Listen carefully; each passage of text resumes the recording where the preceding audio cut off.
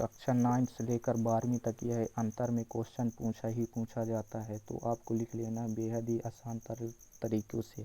तो आपको पहले करना क्या है कि मेरी वीडियो को लास्ट तक देखना, तभी आपके समझ में।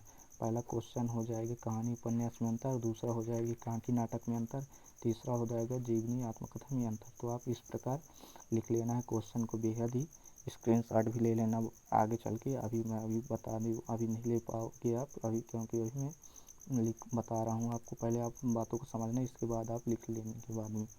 तो कहानी, इधर कहानी लिख लेना है, इधर उपन्यास। तो कहानी छोटी होती है, उपन्यास बड़ा होता है।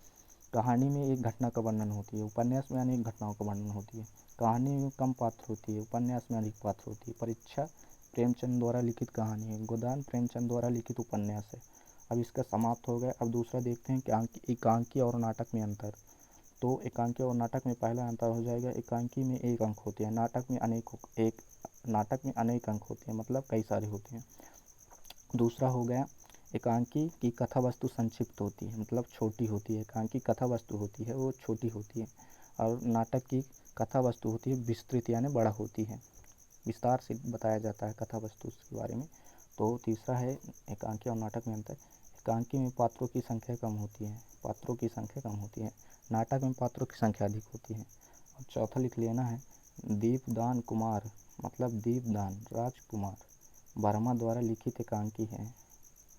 जो एकांकी के नाटक माना जाएगा उसे राजकुमार वर्मा द्वारा लिखा गया है एकांकी को।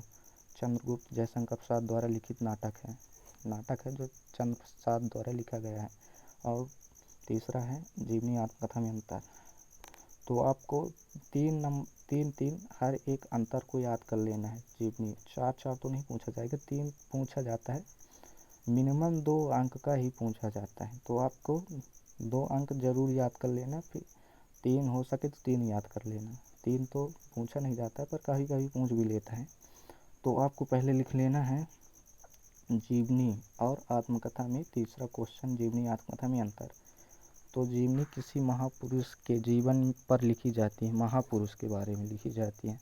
आत्मकथा है जो स्वयं के जीवन के बारे में लिखे। अब इसमें बता दूं, पहला है जीवनी किसी महापुरुष के जीवन के बारे में। महापुरुष अब पूछो क्या हो, महापुरुष जैसे हो गया बड़े बड़े नेता हमारे देश को आज़ाद कराने में लगे थे, जैसे महात्मा गांधी हो गया, भीमराव अम्बेडकर भी महान है, महान पुरुष के नाम से भी जाना जाएगा, सरदार वल्लभ भाई, ऐसे अनेक नेताओं के नाम आ जाते हैं महापुरुष में। तो आपको लिखना है पहला तो हो गया। दूसरा लिखना है जीवनी सत्य घटनाओं को पर आधारित हो, जो घटना होती है वो सत्य घटना पर आधारित होती है जीवनी।